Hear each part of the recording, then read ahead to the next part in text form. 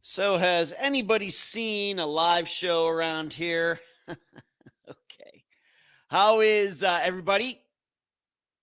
This is Unfound Live for October 6th of 2025. I don't know where all the time is going, somewhere behind us, if you believe in such things. I have a spectacular, fantastic, stupendous live show lined up for all of you tonight, not just some of you, all of you. And as you can see in the title, as I always say, I will get to the things that are in the title guaranteed. And as you know, I bring more than enough information, news, stories, articles, whatever else, anything that catches my mind. I always want to make sure that I'm not twiddling my thumbs at the end. But as you are watching tonight, I hope you will give this show a thumbs up. Do that right now. Why don't you?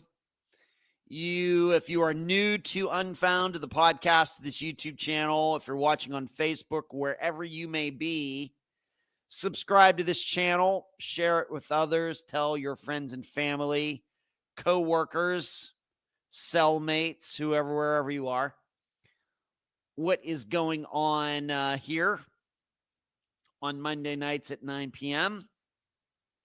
Used to be Wednesday nights at 9 p.m., but has been moved, obviously, to Mondays. And it's been here for a little while, maybe 3 years or something now. And if you'd like to contribute to what we do here at Unfound, there are a variety of ways to do that. Patreon.com/Unfound Podcast. If you're not there, you are missing things. I'm just being straight up with you. You can join on YouTube, be a member there, and you get some things there that other people do not. PayPal.me/Unfound Podcast, another way to support what we do here. And then also the super chat button, which is available to be pressed while this live show is going on. And I know some others have shared subscriptions with others. You can do that. There's a lot of things you can do by hitting the super chat button. So partake in that if you'd like. As for what's been going on with me, I know it seems like maybe we're a little light in the chat room tonight. That's totally fine. It's one of those things where we usually have more people engaged at the end than we do at the beginning. Maybe that's because of people over there, the West Coast, and going to Hawaii, and then even going to Australia. They're getting up, and it's a convenient time for them. I don't know. Hello, Charlie. What's going on? Good to see you, Lisa. Fishing, Amy. Lori liked my cellmate's comment. Thank you, Lori. And good evening. Yeah, Charlie, I hope you're doing well. I hope the kids are doing well. I call them kids, and they're well into their teens by this time. It's just a habit. So what has been going on with me? What has transpired since we all got together a week ago? Well, the construction has started on this building. And I tell you what, these workers, they like to be punctual. I'm telling you, at 8:30 every morning, the grinding starts. Now, it will stop sometimes, for a little while. And, of course, they take lunch breaks and everything. But 8:30, 20 till 9, I better make sure I have my sleep in by that time, because once it starts, that's it. That's it. And the weird thing is they've been right over here. In fact, I was out my balcony right now, and they were on a scaffolding coming down right over here. And I said, hey, what up to one of the guys as he was going by on the scaffolding. They're working on all the balconies over there in the A units, which are, behind me, up and down, the A units, and then mine's a B unit, and then the C unit's right there, and then the D unit is on the other end of the building facing, that way. So this is the way it's going to be for a while. And in fact, I'm going to talk about it a little bit. This phone call that I had today with the A&E channel, I even at one point had to, I don't know if she could hear the grinding and everything that was going on in the background or not, but it was loud to me. And I had to tell her, if you hear anything in the background, they're working on my building, can't do anything about it. Like I said, though, I'm not sure if she could hear it or not. So the construction has begun, started last Monday, and I have no idea how long it's going to go. I would anticipate months and months. It wouldn't surprise me. I really, it's hard for me to tell what kind of progress they're making, but it's going to be a while. I, of course, would not be surprised if it goes into the new year, into 2026. That would not shock me at all.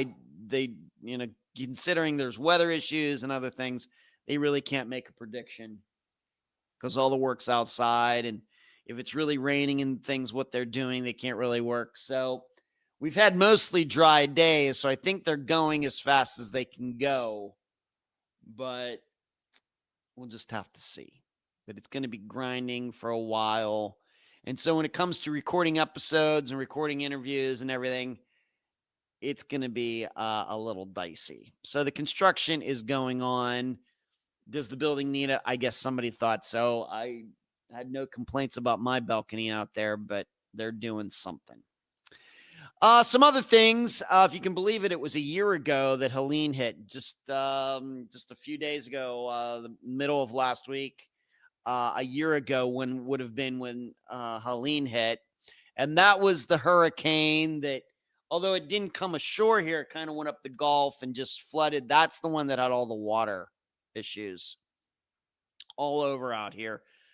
Luckily, we got off kind of light up in my area, but as I talked about at the time, down where I used to live, Madeira Beach, they just got hammered. And a lot of that area is still recovering. A lot of people still haven't gotten permits to do things to their homes and everything. It's been a total fiasco. And that was a year ago now. So that was a year ago when the power went out, and I took those videos showing the water and everything. But in a couple weeks, it'll be 1 year since Milton. And Milton was the one with all the wind. Of course, it rained and everything, and there was some flooding. But, and that's actually the one that destroyed my brother and his wife's RV, their first RV. But most people around this area, Helene was known for all the flooding and water and everything. And Milton was the one with the high winds, 120 mile per hour winds. And I took some videos of that. Some of you might remember that I posted those. And I was down in the parking garage doing that, and everything's blowing by. And that's also the one where some tiles came down, hit my car. So 2 different hurricanes, 2 different qualities to them as far as what they did to this area of Florida. But yeah, we were right in the middle of that this time last year. And luckily, I know there's been some hurricanes out there in the Atlantic, but they keep turning away. And so that's fine with all of us here. I think that was Hurricane Milton. There were 2, Derek. There was Hurricane Helene that hit a year ago last week. And then there was Hurricane Milton that hit a couple weeks later. They were within this 30 days of each other. They weren't in the same month because one hit late September and the other in October, but they were within 30 days of each other.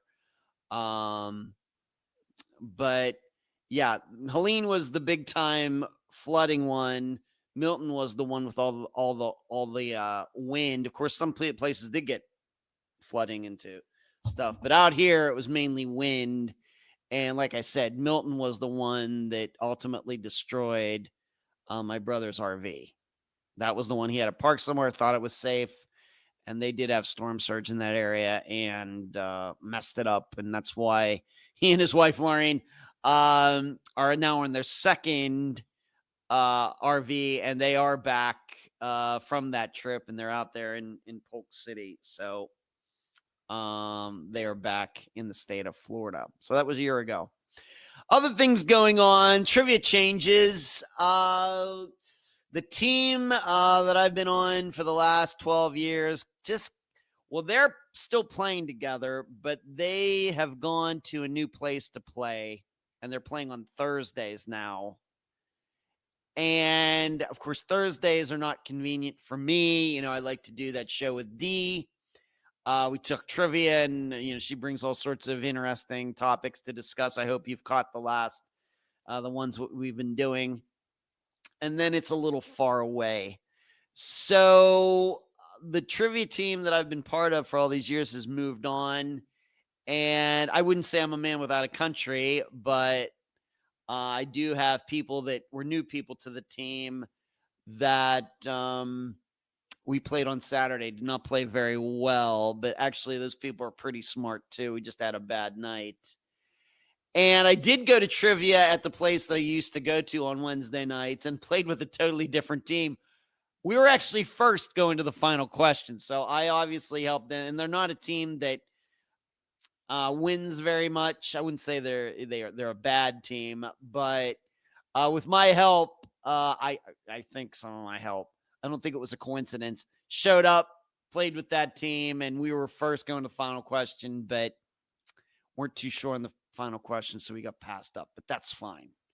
Don't know if I'll be there this Wednesday. Really haven't decided, but I will certainly be I guess I'm kind of a gun for hire when it comes to trivia now. I will just play with any team that'll have me, and that's totally fine. Like I said, there's other people, Scott, Mike, Steve, Patty, and then Joe and some others. They've moved on, and where they're playing, like I said, Thursday is not convenient. And in addition, it's a little bit of a drive. So there you go.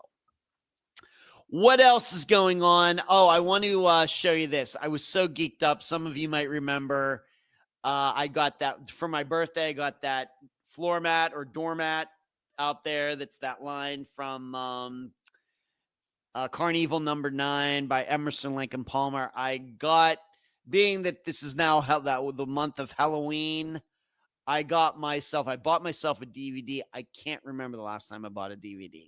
I cannot even remember it. But you're all going to love the movie that I bought. I have to admit, this is one of my favorite.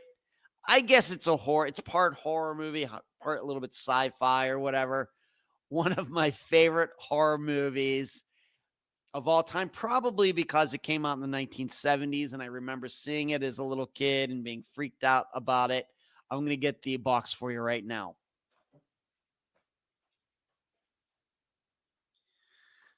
The movie is The Car. This came out in 1977. Yes, the same year that Star Wars came out. And I don't know what it is about this movie there. I got it yesterday. I've already watched it twice. Well, I'm watching and doing things at the same time, working, doing Unfound work and everything, but it's on there. And I got it yesterday and I've already had it played twice. And I don't know. I think I said just because of the age, and I can remember, surely I did not see it in the theater as a 7-year-old, but at some point they played it on TV and it just left an impression on me. I don't know why. And it's not on any of the streaming services. It's on some streaming service out there. I don't know. And I think you can pay to watch it like on YouTube or something, but you have to keep paying, I think. So I'm buying the DVD. So I got on Amazon and boom, got it in a couple days. I thought it was fitting given that this is the month of Halloween and everything. But that car and James Brolin and Ronnie Cox and who else is in that movie? The guy who played If you've seen The Godfather, the guy who played the character who woke up in bed with the horse head, that actor is in this movie, The Car. It's just so, I don't know what it is. It's just so good.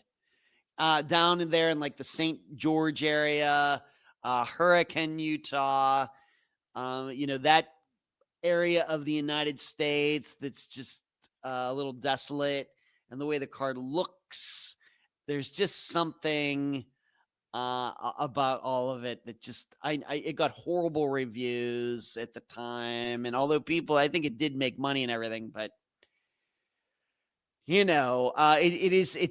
one of those movies that's so bad it's good, and there you go. So I finally have it on DVD, and now I can watch it anytime I want. Now, if you're wondering what are some other movies that we would associate with the month of October and Halloween and horror or something along the lines, I'll if you want to say like a Mount Rushmore of me for those types of movies. So Mount Rushmore has 4 presidents up there, so I'll pick 4 movies. I would say The Car. I would say The Fog, of course, with Adrienne Barbeau, because she was sexy. Just I don't know much of an actress, but Adrienne Barbeau in The Fog. I love The Fog. And I do have that saved on DVR, and it is on one of the streaming services that I have. Another movie would be the Invasion of the Body Snatchers, the one from the 1970s. So right around, these are all like 70s into early 80s movies. Invasion of the Body Snatchers, the one with Donald Sutherland and Jeff Goldblum. That movie is fantastic. Absolutely, absolutely fantastic. And one more, I would have to put The Thing with Kurt Russell, when they're all stuck there. What is it? Is it in Antarctica? That those 4 movies: The Car, The Fog, Invasions of the Body Snatchers. Once again, the one from the 70s. Remember, there's an original from like the 50s. And then The Thing with Kurt Russell, which I think came out in 1981. So 2 of those movies are John Carpenter movies. I don't know. And I liked, of course, Christine as well. And that's kind of almost up there as well. Big fan of the movie Christine. But so good. But I have The Thing on DVD, and I have Invasions of the Body Snatchers saved on DVR, as I do The Fog, so I can watch them anytime I want. So good. It's so good. So this is, and I'm not even that big of a horror fan, but when it gets to October, I do enjoy running across these movies on just regular TV or whatever. It's interesting to run across some movies like that. So that's my Mount Rushmore of like horror movies, science fiction movies, whatever you want to call them, that always get my attention. So let's get into what's everybody saying here. I should say this, read this. Derek says, oh my God, The Car is a cult classic. It is a cult classic. It's so good. The Car is just the honking and everything. They made a sequel that I've never seen. I think it was pretty bad. It came out in like 2019 or something. D says, well, I messed up and lost all my channel info. Sorry to hear that, D. You will have to tell me what happened on Messenger. That sounds bad. Derek, did you ever see Duel? I've seen it. It's from 1971. I've seen it. I've seen it multiple times. Certainly a strong movie. It was a made-for-TV movie. And filmed kind of in the same area of the United States. I still think The Car is better. Of course, both have kind of a supernatural element to them, certainly. But to think that The Car is being driven by a demon or the devil or whatever else, I think adds to it. But Duel is a great movie too. No argument there. It was from a time that when this movie came out, D said, and Charlie said, yep. I'm not sure what you were saying yep to, Chuck, but thanks. All right, so I have a mystery of my own. I'm going to go into the true crime part of tonight by telling you about a mystery that transpired in my life over the past 24 hours that left me stumped going to bed last night, but then got resolved this morning. All right, because this is what we do. We talk mysteries and things, and we're so often talking about mysteries of third parties out there somewhere, somebody going missing or some crime or something. I had my own mystery yesterday. I'm going to tell you all about it, and it's a little bit weird, kind of funny. It's resolved now, but at the time it was really weird. So because of the construction on this building, the refurbishing, whatever they're doing, I had to move all of my balcony furniture, and it's off to my balcony's off to the left. I had to move all of my balcony furniture over outside of my condo, over by the elevators. So I had to move it from the west side of the building to the east side of the building. So it's sitting out there in like what we might call the public area, even though there's really not anybody else on this floor right now. So I did that a week ago. I moved all of it out there, and like 4 chairs, like a thing. I wouldn't call it a couch, but it seats 2 people, a couple tables, and then I had like this reclining type of thing that you could lay on. You could even take it down to the beach or whatever. It was all out there, and I had put it out there, and it was just sitting there, and it's out of the way. That's what we're supposed to do. And it's just sat there, and it's going to sit there, and of course, until they're done. It's just going to sit there. So yesterday morning, I went out up to the park and threw the discs into the net for a little bit. Came back around 12:30 in the afternoon. All the furniture's there as I put it over there. Came in, and I was here all day. I was waiting, of course, for the package with the car to come, and I also ordered some steaks to put in, not eating steaks, but steaks that I could use on the net, because I have to secure it to the ground a little bit better than how it is when I set it up, when I throw into it. So I got some meteor steaks, once again, STAKES. To use. They and the DVD came in the same box. So I was waiting for that, and it came about 7:15. And I did the think tank last night. 7 till about 8:30. We had a great talk about the disappearance of Karina Slusser. And once again, if you want to be a member of the think tank, patreon.com/unfound podcast. So then last night, once in a while, I'll just be sitting here and I'll be like, well, I wonder what's going on, out there. Because I can see out here, and there's not much usually going on out here at night. Wonder what's going on out the other side of the building. That's where Gulf Boulevard is, and, whatever. Once in a while, I'll just go out there and look out there and just hang out for a little bit. I go out there, and all of that furniture that I put out there by myself has been rearranged. Somebody had come along, and the way I would explain it, put it into a neater fashion. Lined up the chairs really nice. I had to take the screen doors off, stack them up really nice, put the tables in line. Somebody had done this. And it had been done between me coming home at 12:30 yesterday afternoon and me going out there at like 10:30 last night. So I'm in here, and somebody was out there rearranging that furniture, and I didn't hear them. Weird. Go out there. Who did this? Who would have done this? Who would put the time in to do this? And then when I started looking at the furniture, I noticed that one piece of furniture was missing. I'm not making this up. So all the furniture, it's kind of like a set.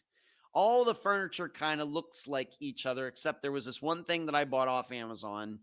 Like I said, was this reclining type of thing. You could lie it flat, or you could prop up one side of it and, sit up and have your legs out once again, like reclining thing, whatever they call it. You could take it to the beach. You could have it on the porch. And I'd gotten one of those. I'd gotten it back in April. It wasn't there. So somebody was out there while I was in here rearranging the furniture and took that piece. And so I was looking around. I looked in the stairwell. I went over to the other side. I even looked in the trash chute. I went down to the bottom floor where the big garbage bins are, looked in them. Nothing. And keep in mind, I'm the only person living on this floor right now. And somebody has come by, rearranged that furniture, and took something.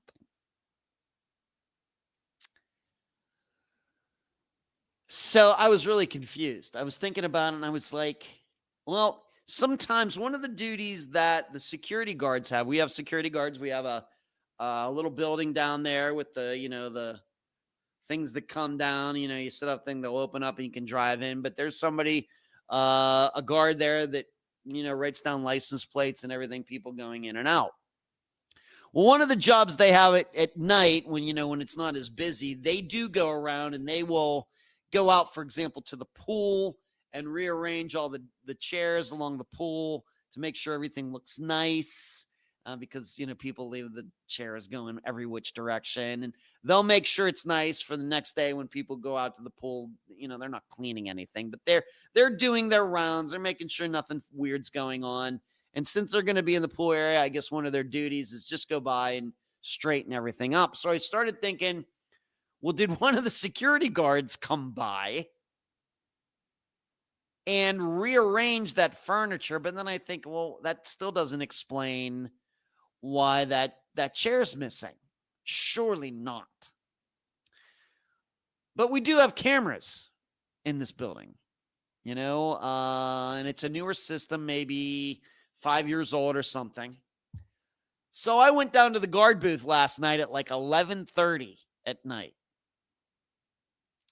And I asked the guy on duty, he's like the overnight guy. I told him my story, and young has to be in his 20s or something. I told him what's going on. He couldn't believe the story that I was telling. He goes, I have nothing. I haven't even done my rounds yet, so I don't even know what you're talking about. He says, I know that people's furniture are out on by the elevators and everything else, but I don't know what to tell you. So I said, well, let's watch some video, because the Amazon guy did come up here. It was like, did the Amazon guy come and deliver this to my door and then rearrange that furniture and take that chair with him? Is that even possible? So he went on into the computer system. All these cameras are all over the property. And he went back to the time that the Amazon guy showed up, and there's no camera on my floor. But you could see the guy coming in, you could see the guy leaving, and he didn't have anything. But I went down to the guardhouse, then I walked around the property, went back to the guardhouse, walked around the property. I was like to the guardhouse like 3 times last night talking to this guy about it, because I was just so stumped. Somebody rearranged the furniture over there and took something. And so that was what was on my mind when I went to bed last night. And I still, and I've, of course, earlier this year into last year, I had sleeping problems. Still, I went to bed, slept just fine. Thank goodness. But it was on my mind. I was like, is somebody gaslighting me? Does somebody know, the work that I do and with missing persons and everything, and they know where I live? And did somebody show up, and is somebody gaslighting me? Did somebody know that that's my furniture, and they're going to, kind of get inside my head? And I mean, these are the things that were going through my mind. I just couldn't explain it because it sat there for a week. If there were any problems with how it was stacked up or something, somebody would have told me. And even so, somebody rearranged it and then stole something. But something then did occur to me before I went to bed last night, but I couldn't verify it, but I did get it verified this morning. I called the realtor who found this place for me 6.5 years ago. Her name is Lenore. And I asked her something that would just occur to me. I asked her, did the owners of this condo come down here this weekend? Because remember, I rent. I don't own this place. The owners of this condo, who I have never met, I wouldn't know them if I passed them on the street. They live up in Ocala. And I start thinking, did they come down here this weekend for some reason? To my knowledge, they have never been in this building since I moved into their place, ever, to my knowledge. But it is something that occurred to me. So I don't, just because something was stolen, though, I went over to the building manager on the property. And I was talking, she's actually assistant building manager. And I was talking to her, and she was just as confused. She hadn't heard about any furniture being stolen. She realized you get a lot of weird stuff going on here because there are people who come in here and just stay for a week. And some things, they don't take any ownership being here for a week. They trash things, they steal things. That kind of stuff does happen. But hearing about somebody having just one piece of furniture being taken was kind of weird. So she says, if I hear anything, I'll let you know. Well, right after I saw her this morning, the realtor got back to me and she said, you know what, Ed? The owners did come down this weekend. They did go up to your floor. And although they didn't come in because I was here, they saw that furniture there. They did rearrange it out there, and they did take that chair. So I don't know if they knew I was here or not. Once again, I've never met them. But I was in, but I'm here. They're right outside that door, never knocked on the door. So I don't even know what they were doing coming up here. They were the ones who took that chair. And it's not their chair. It's my chair. I bought it off of Amazon. So after all that was the resolution to this mystery. For some reason, the owners came down from Ocala, were in the area, and they, of course, know about maybe they just stopped in here because they had heard about the construction being done on the building where they own a condo and wanted to check it out. I have no idea. They came up to this floor, and they knew about the furniture and everything and having to be moved. They saw that furniture. They rearranged it and then took my chair. So I let Lenore know. I said, well, that's my chair. And I took a picture of my purchase on Amazon just to show that, yeah, that's mine. And I got a message back saying they apologized and they will bring it back, the next time they're down here. I said, that's fine. I'm just glad it wasn't actually really, really, really, really stolen. So that was a mystery for about not quite about 12 hours. It was a mystery for about 12 hours, and it is a bit of a stumper. I have nothing against meeting the owners. I've certainly had no problems with them. I don't think they've had any problems with me. I always pay on time. I think that I've kept their condo in a pretty good shape. I try to look out even during all these hurricanes and everything else. Certainly they've had to replace some things since I've been here, like the refrigerator, the dishwasher twice, this TV, and some other things, that had to have been done. But I think that myself and the owners are on good terms. I just didn't they came the whole way up to the 8th floor. They were within feet of knocking on the door and didn't do that. So that was the resolution. So yeah, that I guess it's a little crazy. Hello, Pitfall. I know I'm taking a few minutes to say. It was 11 minutes ago. Pitfall, how you doing? Pitfall pancake. I'm kind of a pancake guy. Charles says must have been a good chair. Well, it was like 40 some dollars, but now you know the resolution. It's still kind of weird. Lisa crazy story. I'm sure I'll get my Derek. I'm sure I'll get the chair back. Thank you for being concerned. D's laughing. That is your bonus episode of Found. Thank you, Rockford.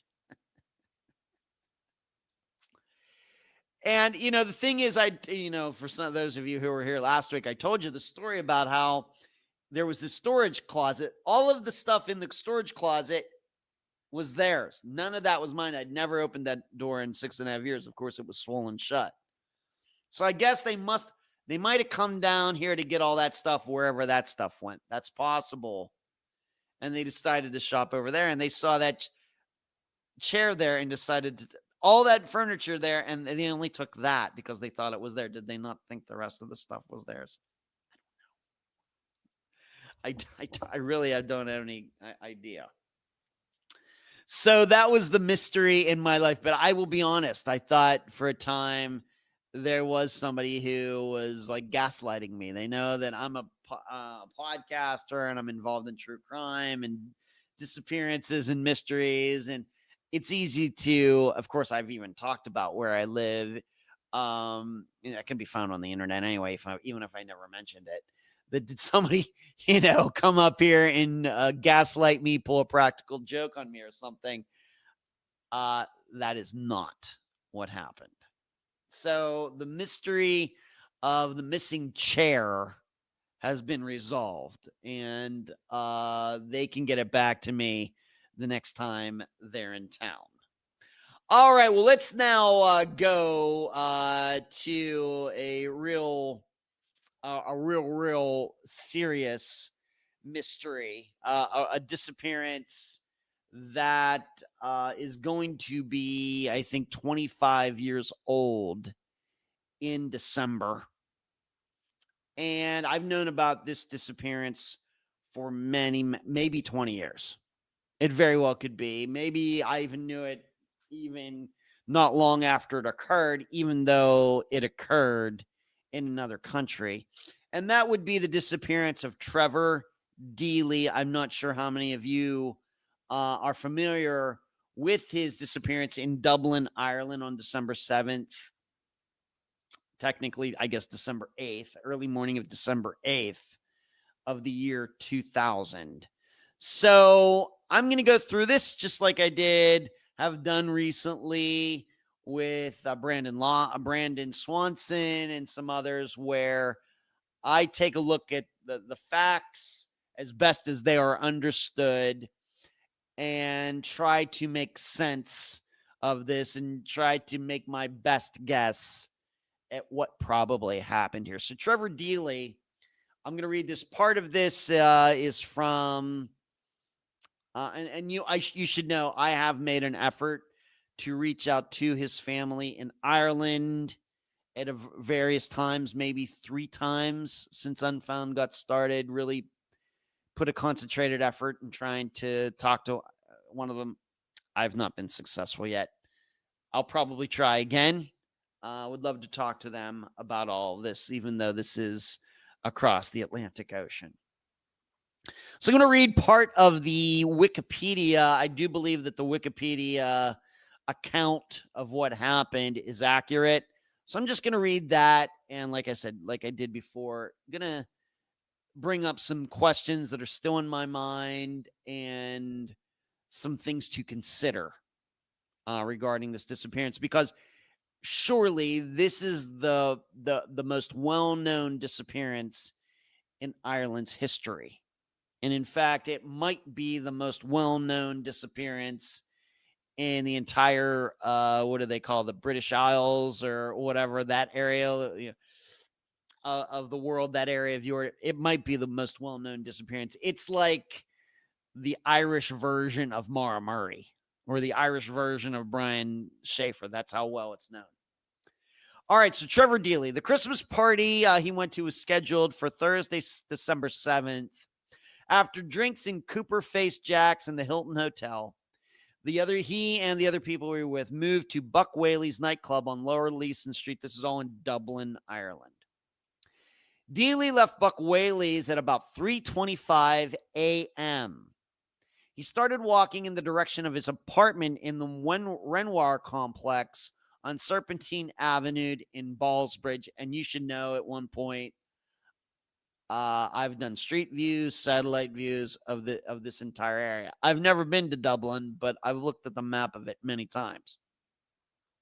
There was a heavy storm that night with gusts as high as 60 to 70 miles an hour, and there was a taxi strike.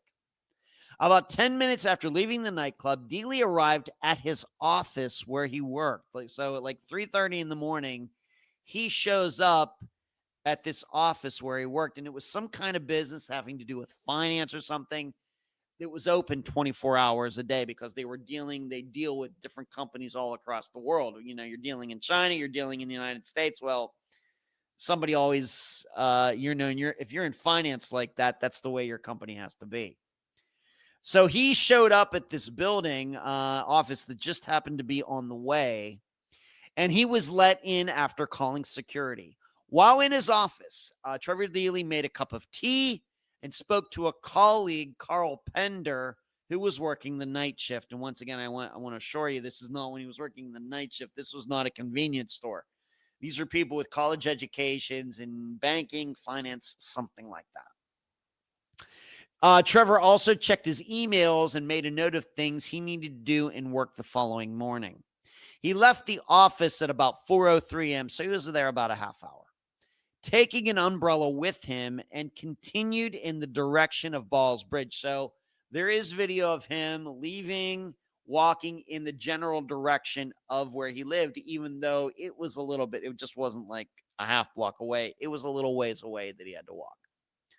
Around this time, he rang a friend of his in Naas, Naas, and left a voicemail. I don't think it was a cell phone. I think that he might have called while he was still in the office before he left. I don't think he had a cell phone.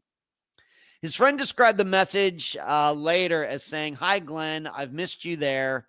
Just on my way home. All going good. I'll talk to you tomorrow." And the guy says, or something to that effect, because he didn't know it was going to be important. He deleted the message, and not regarding it as significant, investigators never thought to retrieve it. So CCTV footage, so video cameras along the way from other buildings, showed that a man dressed in black was waiting outside the gates of the bank where Trevor was leaving his work, was waiting out there for approximately half an hour before Deely arrived. When Deely arrived, they had a brief conversation. 2 minutes after Deely entered the bank, two more men arrived at the gate.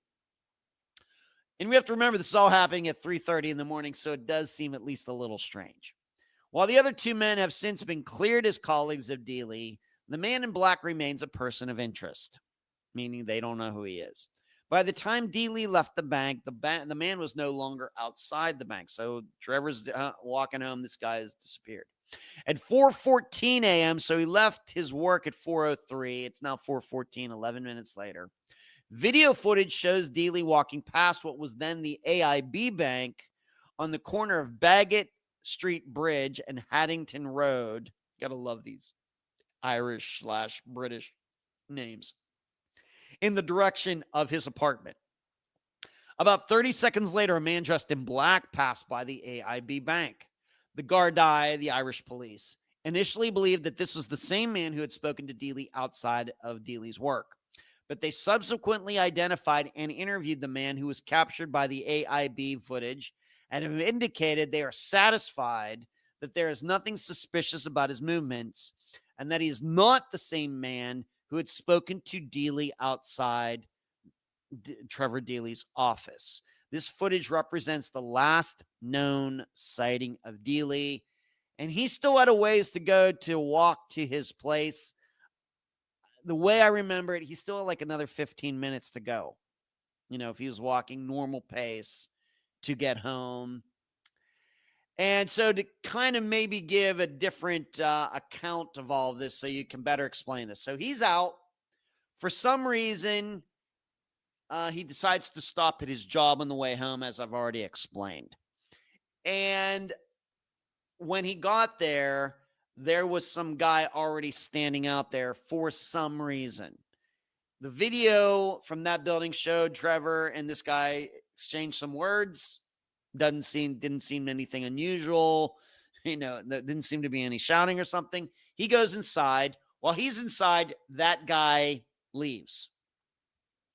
Trevor comes out, starts walking, presumably home, and then footage down the street, a ways down the street, shows him walking, and then somebody following him about 30 seconds behind. And for a very long time, a lot of people, including the police, thought the person behind Trevor was the same person that had been at that building when he got there.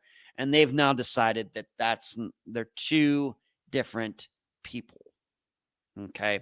Now, certainly when it's 3:30, 4 in the morning, and some man or woman is walking alone, and there just happens to be somebody only 30 seconds behind them, it does sound a little weird. But as it states here, they've tracked down who this guy is. I guess they might have been able to use other camera footage or something to determine who this guy was, and he's not believed to have any knowledge of Trevor or his disappearance at all. Did not know Trevor, nothing. And I'm guessing the way they were able to track this guy down is maybe this was a guy that just walks at that time every morning. Maybe he's walking to work. He has some job. He has to be at 5 in the morning.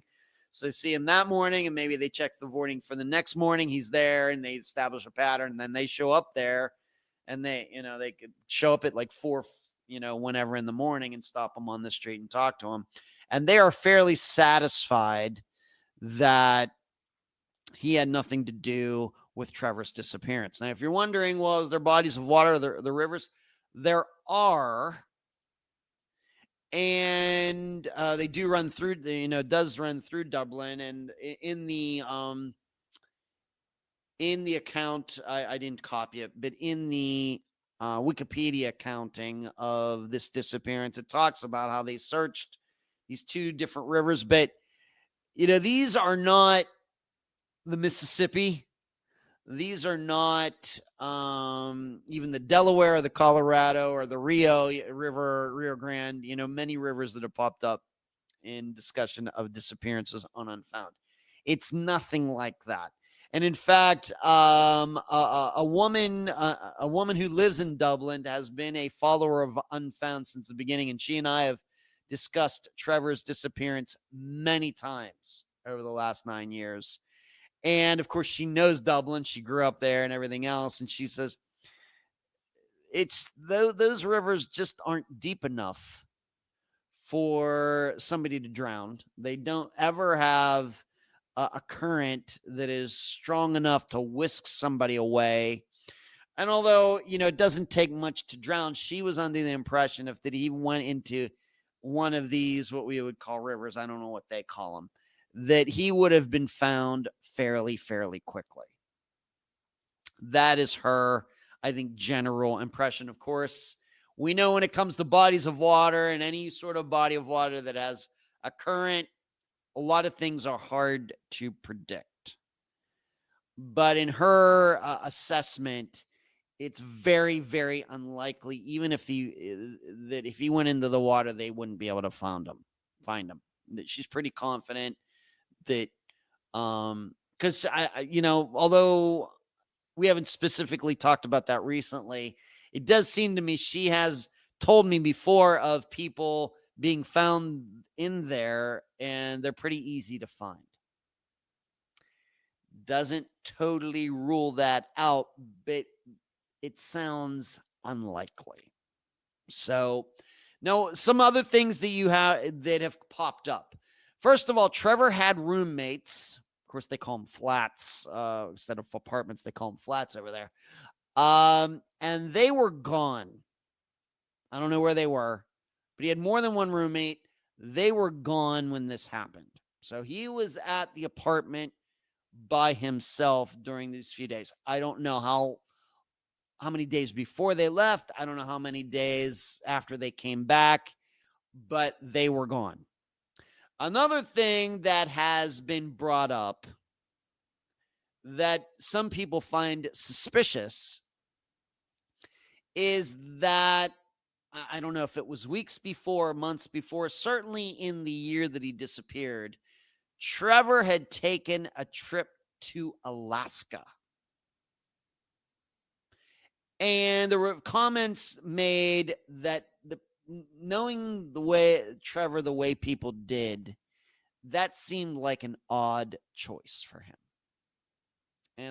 And I think it might have been even that he went by himself. Maybe he did go with somebody else, but it just seemed weird. And weird enough that you could go to Web Sleuths and some other places that some people have put forth the idea, did he change his identity and somehow get a new identity and a passport or whatever it took and actually move to Alaska? Somehow he got out of Ireland, gone on a plane, ended up in Alaska, changed his name, and that has been put out there. And there was talk maybe he met some woman while he was there, something along those lines. There are no facts to dispute that. However, I would say that seems fairly unlikely to me. There would be, I think, especially even 25 years ago, there would be a paper trail. We're talking about somebody moving from Ireland to Alaska. I mean, how many people who live in Alaska have Irish accents? Would he not stick out like a sore thumb? On and on and on. But police took it seriously enough that they actually went to Alaska to check this out just to make sure. Now, what they did exactly while they were there, I'm sure somebody knows, but I did not put it in my notes for tonight. So it was, even though it sounds highly unlikely, the Gardaí sent at least one person to Alaska. That's flying to Alaska from Ireland's no treat. I mean, flying from Ireland to New York's pretty easy, but if you're going the whole way to Alaska, of course, you're going up over like probably the North Pole and everything. But nothing came of that. But that's been another idea. And there have been stories that have come out. Did he run into the wrong person? Some years ago, certainly after I started Unfound, they did some digging in some place that, it was that story. Somebody in jail or some criminal said he heard that Trevor got mixed up with the wrong people and he ran into the wrong people. And so the police went and dug up some area and, of course, found nothing. No different than what we hear in the United States, similarly about stories about people in jail or whoever trying to get a break, feeding crap to the police. That's what it sounded to me. I thought at the time, and of course, nothing came of it. But some ideas. So whatever happened, and the way I understand it, the way her name is Sinead, but the way I understand this whole thing is that if he would have been taking his regular route home from that spot where he was seen on the camera for the last time, if he was taking the regular route home, that he would have passed other cameras that should have shown him. None of them did. So either two choices. He decided to take a different route home and he actually did make it home. Or between the camera that saw him and the camera that didn't see him, he got abducted or went off on his own and caused his own disappearance, something like that. And because, like it says, I mean, he's seen multiple times leaving where he worked, and then he's seen on this one camera that I think was part of I forget why it was there. But the next camera that I forget how far down the street it was, but the next one didn't show him. It wasn't like 100 feet away, but it wasn't like a mile away either.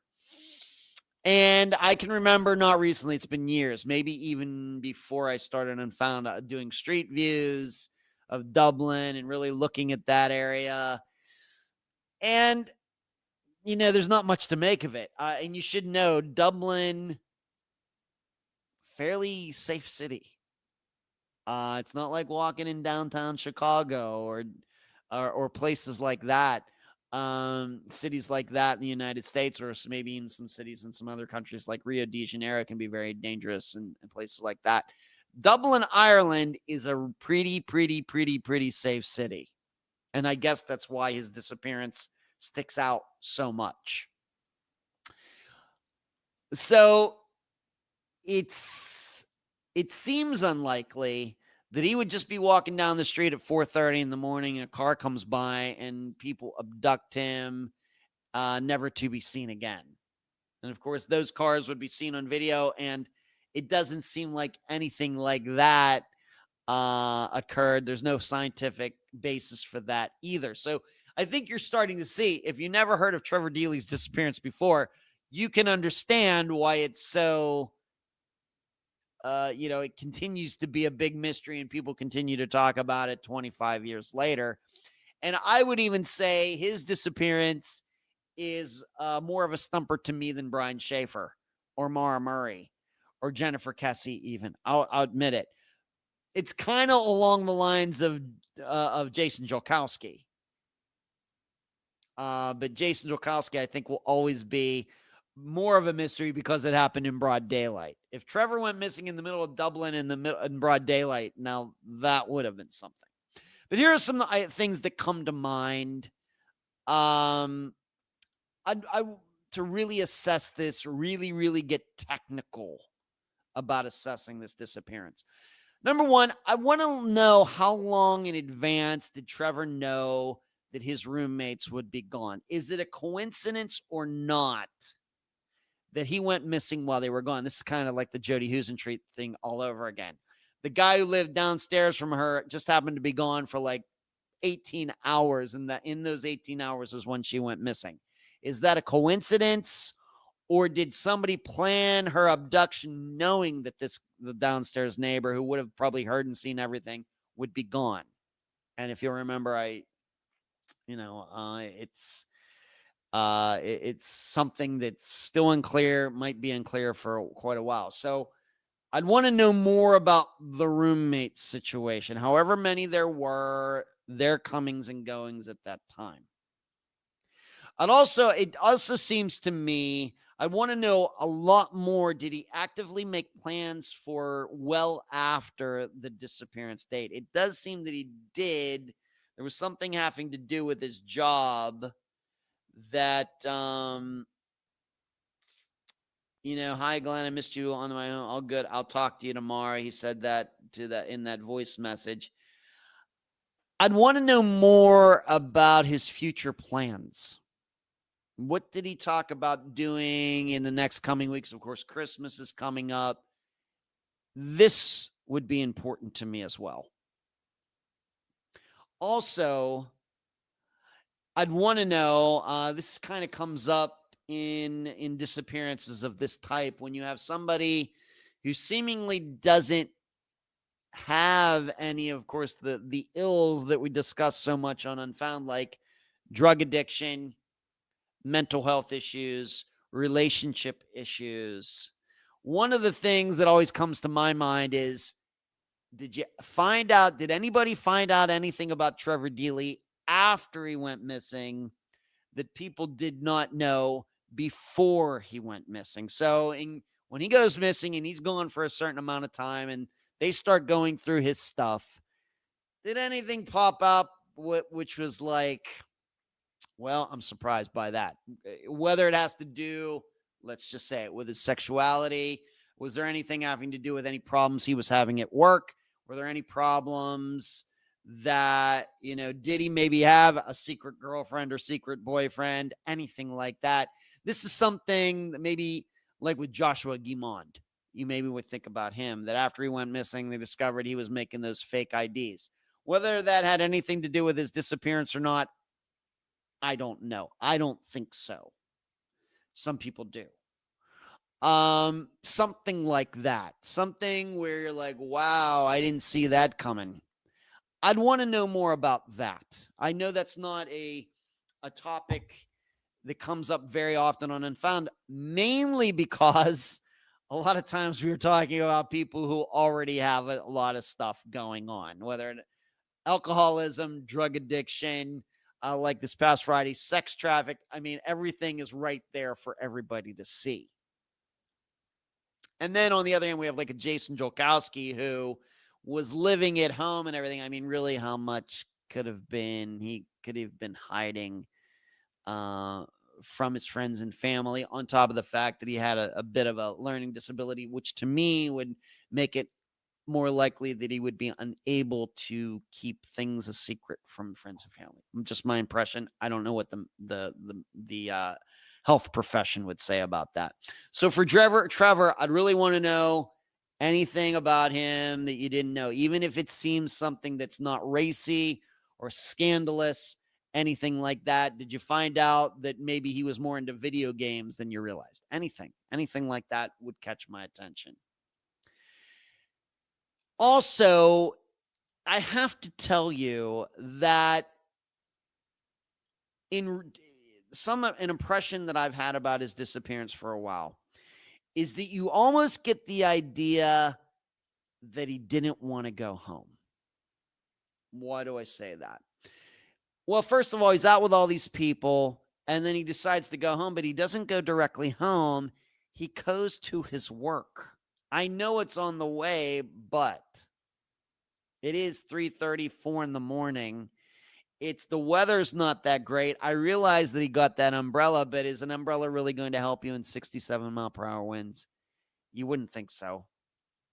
He couldn't get a taxi because, like I said, there was a taxi strike, and this was well before Uber and Lyft, and doesn't seem like he knew anybody who had a car. We do have to remember Europeans less likely to have vehicles than Americans do.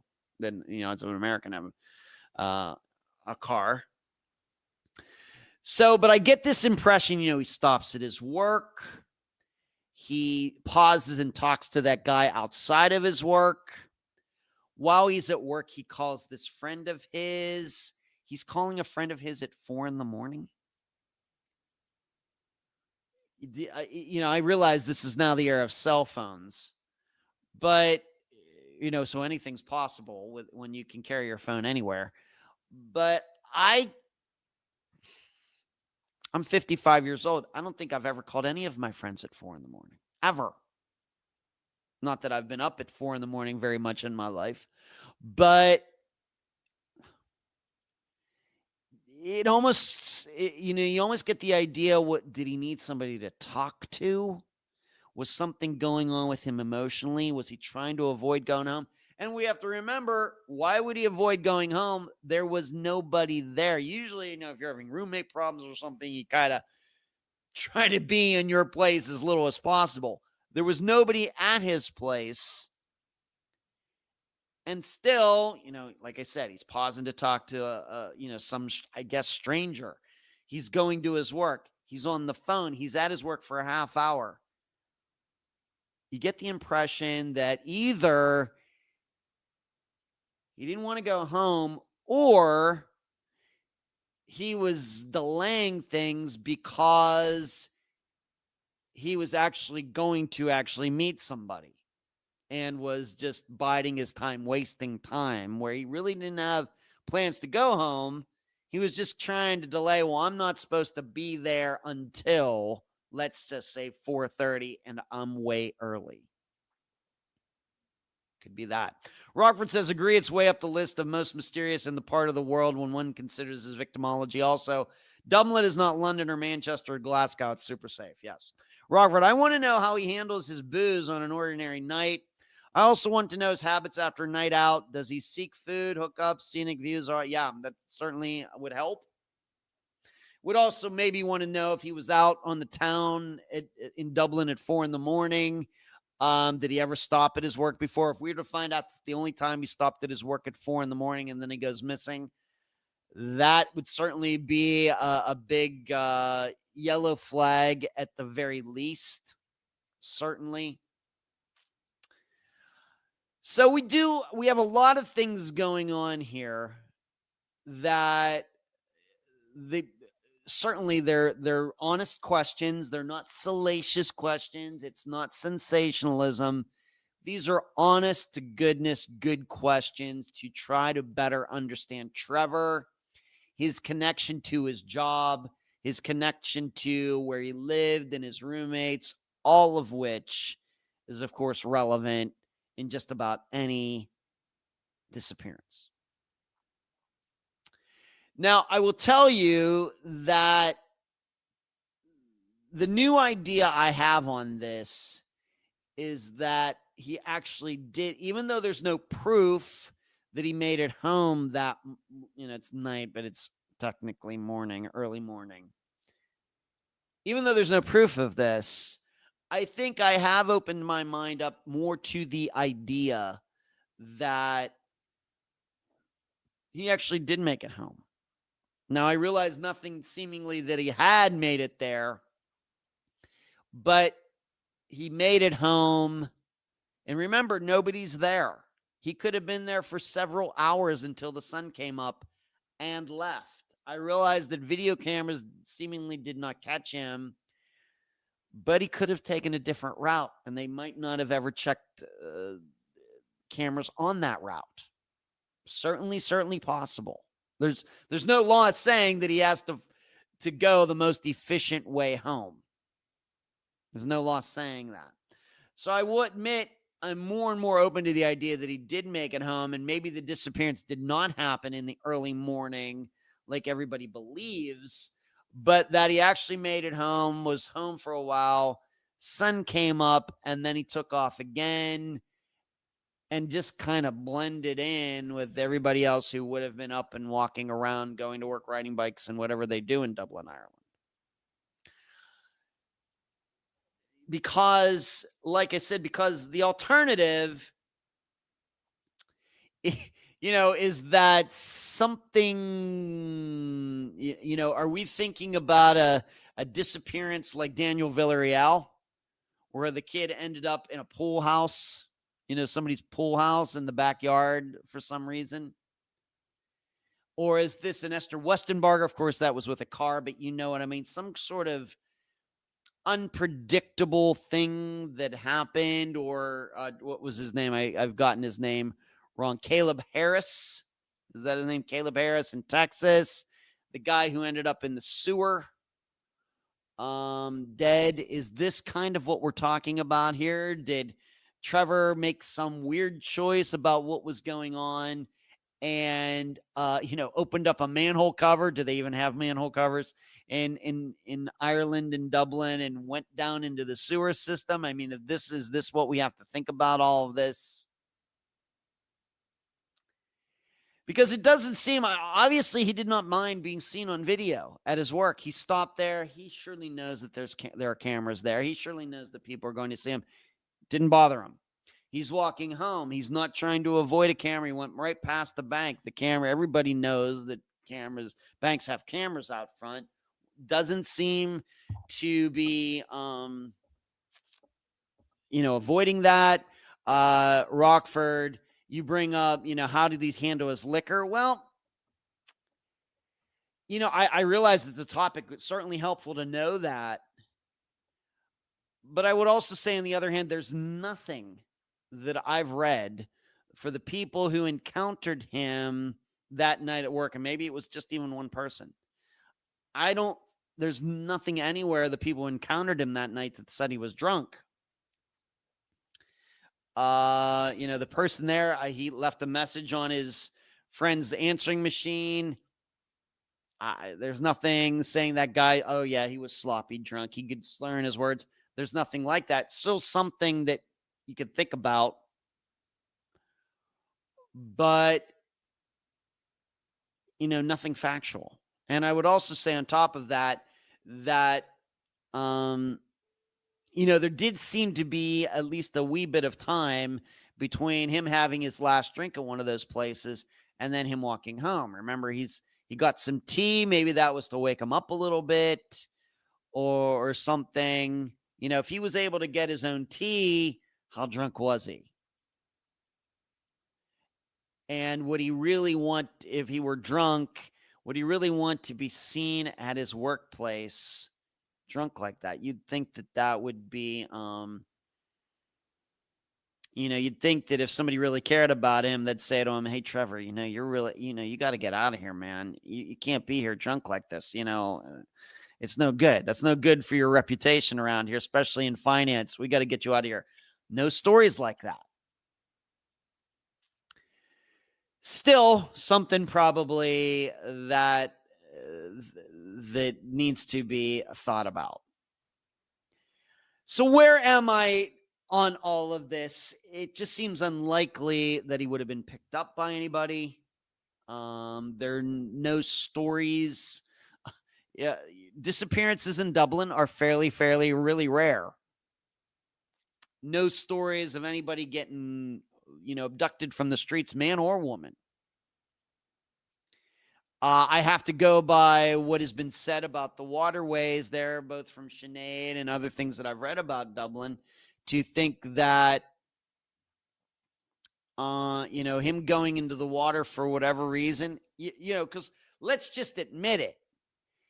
If this is a U.S. city and it's, name some city that's along the Mississippi River, St. Louis, New Orleans, cities like that, or if we want to name, I don't know, a city that's along the Delaware, like Philadelphia or something, and Trevor Deely's in the United States, and he was last seen walking along some walkway near a river, we know what we're going to think. The problem is those bodies of water seem to be much different than what we're talking about here. And so I just have to go by what the people say there, that, oh yeah, if he went in there, he would have been found. So I think after all of this, you could see this is a very, very, very difficult disappearance to assess. But what I'm going to choose to believe is that Trevor, I don't think he was drunk or anything. We might be talking about some sort of, what kind of medication was he taking? Could the alcohol have mixed with medication, and it got into his mind? He didn't know what he was doing. You've heard me talk about more and more, especially considering the issues that I had end of last year into this year with sleeping, and how I heard all those horror stories about Ambien and why I stayed away from it. And to this day, I've still not used any. I'm sleeping naturally and I love it. Could it be that he took an Ambien, thinking, hey, I'm going to be home in a little bit and I'm going to really, really, really need to get to bed really, really fast. So I'm going to stop at my work and I'm going to take an Ambien and I'm going to wash it down with tea, because that's the last way you should take Ambien. You do not want to do that. You are going to hurt yourself if you take Ambien that way. So I have to be open to that. It seems to me this is just a disappearance that is way out there on the fringes, just like Jason Jolkowski's is. No matter what particular, and Rockford has his own unique idea, having talked to him about Jason's disappearance several times. And, it's going to be something that, if it is ever solved, we'll probably be able to look back in retrospect and say, oh, okay. But it's probably still going to be something that is on the fringes. I think with Trevor Deely, it's the same. I don't think this is a foul play disappearance. Certainly, it very well could be. The problem has been that too many people thought that it was a foul play disappearance, seeing these people on camera, and really who's going to be following another person for him? It has to be that guy, and it doesn't end up being. They don't suspect that guy at all. It's something on the fringes. And I'm leaning toward an idea. I'm not saying he was suicidal or anything, but I do wonder about if he was taking any medication. I'm not saying he was a drug addict. I'm not saying he was taking heroin or something, but that does occur to me. I wonder about being up for as many hours in a row that he was probably up in a row, and then doing some drinking, even though he might not have necessarily been drunk. My concern is there's a perception, at least to me, that was he putting off going home for some reason, or was he doing that because he was choosing to meet somebody? And he was delaying going home because he really wasn't going home.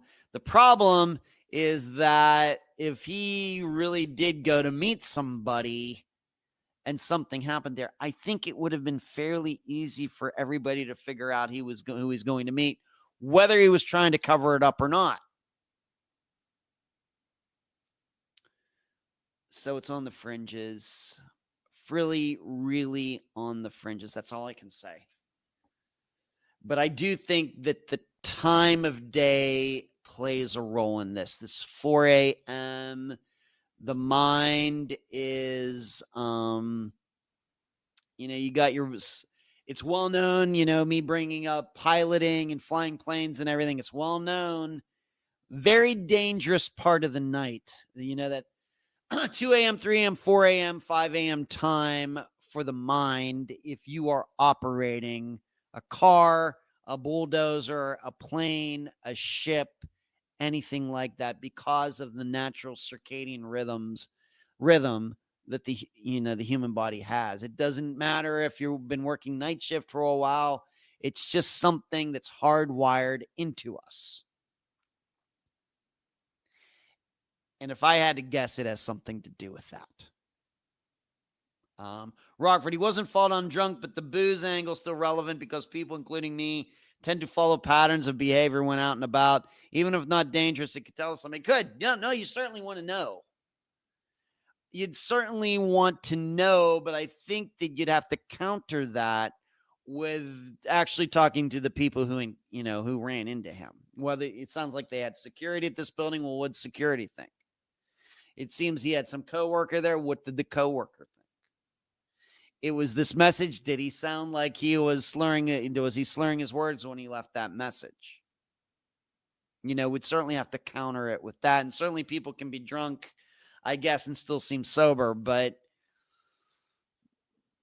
being that these people would have been around Trevor at least a little bit, I think that they would probably be pretty good judges of his demeanor. Robert, similar to Fleischman and Tyler Davis, too. Maybe, certainly, I mean, two of those,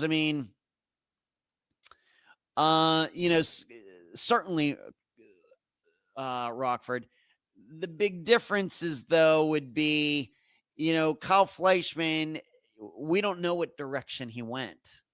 Whereas at least with Trevor, at least according to the video, he was pointed in the direction home. And I don't, with Kyle, the way I remember it, there's no way he was going to be able to walk home. It was a little too far, right? And with Tyler, certainly something, I'll still insist, Tyler, there's something going on with Tyler that night that I think was over and above if it had anything to do with alcohol. I can't rule out, was he tripping on acid? Did he do ecstasy? Was it a mixture between alcohol and some other sort of medication that he was taking?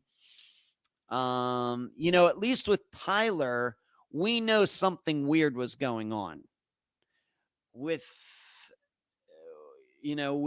Trevor, we got nothing.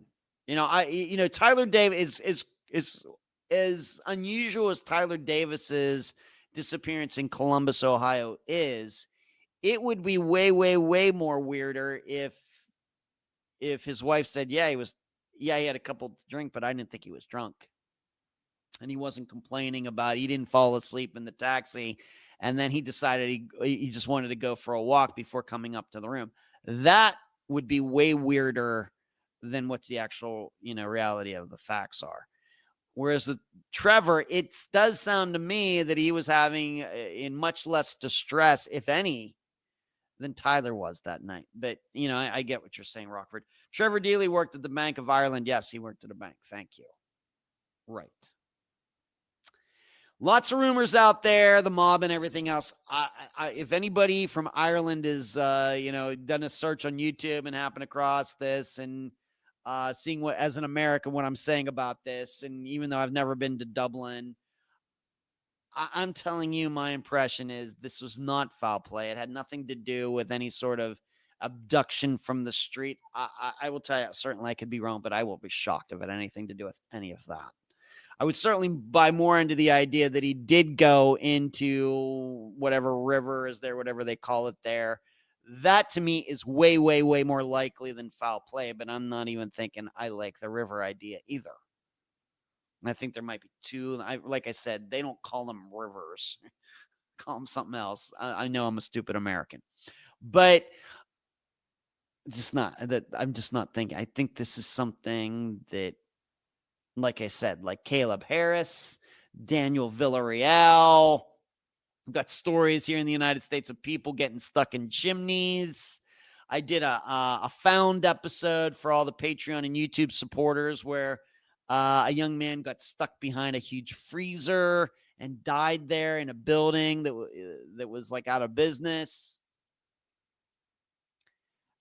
I think Trevor Deely's disappearance is something like that. Just something that knowing all these other disappearances that we know about, just not overtly, because certainly putting us in some directions, but not overtly helpful. A little bit helpful, not a lot helpful. So there you go, Trevor Deely.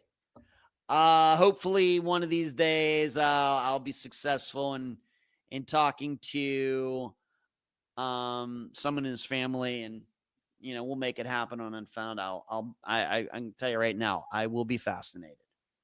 Let's move now along to Amelia Earhart. If we didn't tackle one disappearance already, we can just go to this one for number 2.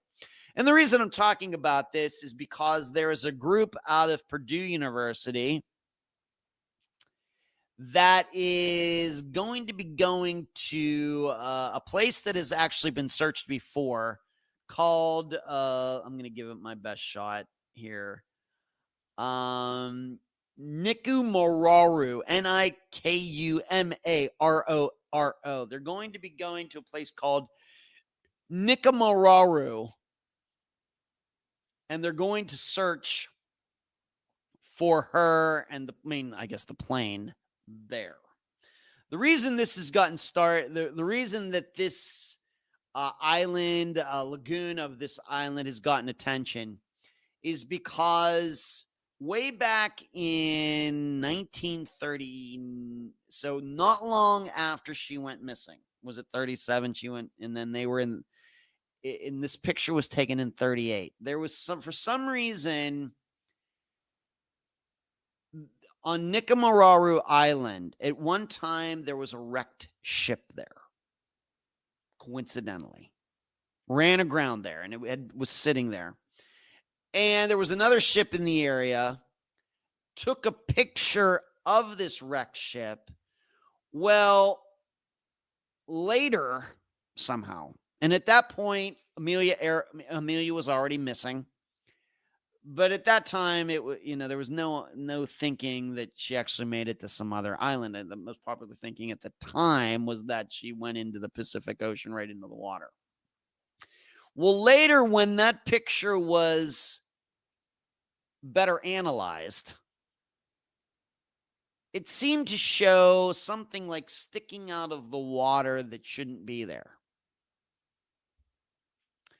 But then World War II happened, and that area of the world, the Southern Pacific, off limits. Of course, the Japanese taking over that area, and of course, there are those beliefs out there. Could Amelia Earhart doing spying and flying over these islands because of what the Japanese were doing? Some people believe that. I don't believe that. But it was just off limits for a while. And I think it just kind of got forgotten. And then over the years, that ship that was run aground, it started to deteriorate. The waves crashing against it, it started to falling apart. And today, I don't even know if there's anything left of it there. But people, when more and more recent times have gone back there, remembering this picture, and you can see that picture online if you look hard enough. thinking that is that thing sticking up, is it like a wheel of a plane that's like upside down or something? And so they're going to go check this out again. But like I said, this has been done before. Most well known was there is a group called Tiger, Tighar. It stands for something. Do I have it in my? Did I put it in my notes? I don't think it did, but it's you can find them. Tighar. They did a couple expeditions to this area and didn't find anything. However, I will say that a lot of allegations were brought up against Tighar because what they were doing is, they were trying to make this some sort of adventure. And they were trying to get people to pay to come with them to go there and be there when they found Amelia Earhart's plane. That was their pitch. And it just, I think a lot of people started deciding this, this just kind of sounds a little shady. I think this is just people trying to get paid to do their own adventures because they never found anything. And they kept selling the same idea over. We're going to find Amelia Earhart this time. No, wait a minute. We're going to find Amelia Earhart in her plane this time. And of course, they never found anything. A lot of allegations, them bringing stuff back, has not amounted to a hill of beans. In fact, I remember, I don't even know what year it was, but it was certainly well before I started Unfound. I remember I was going to Canada fishing with my parents 15 years ago or something. And it just happened to be at the same time that this group Tiger, Tighar, it's like is it an acronym for something? They were going to be going out there and they were going to be making daily reports about what they were doing, and they were going to be doing videos and all these things. And I was really excited about it. I'm going to be up in Canada, out in the middle of nowhere, still have access to like Wi-Fi, but it was slow. But that would be kind of cool. I'm on this vacation with my parents going fishing, and then every evening or whatever, I'm going to get to see this, and they might actually find, I really bought into it at the time. And it only took me a couple days to figure out, oh yeah, this isn't real. They started saying, oh, we're having equipment problems and this, that, and the other thing. And a lot of people wanted their money back. It got to be a bit of a fiasco. You can look it up for yourself. Just Google it. You'll see what I'm talking about. So what's good about this, though, is, of course, it's Purdue University. I think it's much more reputable institution. I think that these people really are interested in trying to find her. I don't think this is something, that they're just going there to play Indiana Jones or anything. What it says is some members of the expedition will fly out of the Amelia Earhart terminal at the Purdue University airport on October 30th and will rendezvous with other team members on Majuro and the Marshall Islands. The entire expedition will depart Majuro by sea November 4th, sail approximately 1,200 nautical miles to Nicomaroru, and then spend several days on the small island in the search effort. Work on Nicomaroru will focus on inspecting the Taraya object. That's that thing I told you about sticking out of the water. First noticed in satellite imagery in 2020 and later confirmed to be visible on aerial photos taken on the island's lagoon as far back as 1938. Don't I know my stuff or what?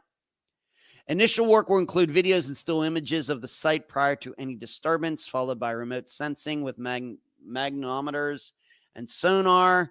Then the team will employ underwater excavation, using a hydraulic dredge to expose the object for identification. Field work will include walkover survey of nearby land surfaces to search for debris washed up by waves. Now, if you're wondering what if they're looking here, what exactly do they think happened? Well, The most popular theory regarding this particular area is that, of course, she was coming from the Far East, and she was supposed to land at Howland Island, which is not very big, and the Coast Guard was waiting. The U.S. Coast Guard was waiting for her there. And they had her on radio. The signal was really, really strong. According to the measurements, and I'm not going to get into how you used to do navigation on planes back then, but according to her measurements, of course, she was not alone. She was Fred Noonan, her navigator, that they were on the right, what was be longitude. So what you do is you're flying from the west. According to where the sun is, you know what longitude you're coming up on. And what the way they did it back then was when you get to that longitude, knowing which way the winds are going, you turn and then you fly up and down that longitude until you find where you're supposed to be. That is how flying over water used to be done. It's crazy, but that's how they used to do it. Well, she seemingly was on the right longitude, but could not find Howland Island. And they kept saying to her, you're close. Her radio, signal was really, really strong, but they're looking up in the air, looking all over the place. Don't see her. Don't see her. And then, of course, they lost contact with her. Well, what they think happened is that she was south of Howland Island. Well, this Nicamararo place is on the same longitude, but it's south of Howland Island. And at low tide, she could have landed her plane on a reef that's there. And so this line of thinking is that's exactly what happened. That she went down there, landed on that reef thinking, well, eventually we'll be able to radio and they'll figure out where we are, and we'll be rescued. But they didn't. And then high tide came in and washed the plane away. And of course, then they're stuck on the island with no radio, nothing. That's a theory. No proof of that. But that's why they're looking in this particular area where they saw this object, where this wrecked ship was. And it does have a kind of runway at low tide, this reef that would be long enough for her to safely land that kind of plane, if you're wondering. So, of course, I'm going to keep an eye on this. I highly doubt that this will be successful. Like I said, other people have gone with this thinking before and come back empty-handed. A lot of stories. Even, coincidentally here in the Tampa area, I don't know if you've ever heard this story, but, the way AM radio, of course, this was like still, when AM radio was the big thing. If you're old enough to remember that sometimes AM radio stations can go for hundreds of miles due to the way that they work, especially at night. That's why at night you have so much problem on any sort of AM radio getting anything, because these signals can travel for huge distances and they're all jamming each other. Well, there was a story right here in the Tampa area of a little girl who had some sort of radio and allegedly picked up Amelia Earhart talking from her plane way, way, way, way over there in the South Pacific. I don't even know how far that's, like 15,000 miles or something crazy. You can look it up. And this little girl or teenager, whoever it was not an adult, was like keeping a diary of what she was saying. Of course, a lot of people think this is a hoax, but you can look that up too. So there's a lot of interesting stories. Of course, stories did she and Fred Noonan run off, together, and they figured out a way to disappear somehow. There was an In Search of episode where some people thought this woman living in the United States was actually Amelia Earhart because she kind of looked like her, and it wasn't until after she was dead and they could do DNA and everything. Of course, it wasn't her, and she always said it's not her, and she hated, all the people who thought that. But that was an In Search of episode with Leonard Nimoy. I remember that very well. There's stories about Amelia Earhart and Fred Noonan. They were spying for the Japanese. They got shot down and, were tortured. And there were stories of POWs who said they saw like a woman's remain, dead. And they believed it was all sorts of stories. Until further notice, though, I'm going to just think that she ran out of gas. She ran out of fuel and crashed in the ocean. And until further notice, until I really see something that is compelling, that does seem statistically like the best choice. Brian, hello, Brian. By the way, I didn't say hi to you earlier, Brian. Brian, good to see you tonight. I hope you're doing well. Brian says, one discovery was a burnt fire on one of those nearby islands. Near the campfire was a woman's compact part of a woman's shoe, both objects dating from the 1930s. I saw that, Brian. I saw all that. I think the issue would be that, a lot of people sailing around, a lot of ships and things sailing around that area, even back the 1930s, the 1920s. Certainly a shoe could have fallen off a ship and ended up on that island. And there were people, I think, who lived on that island or got wrecked on that island. Like I said, there was this ship that ran aground there. That crew could have started a fire. I agree with, I'm not trying to argue with you.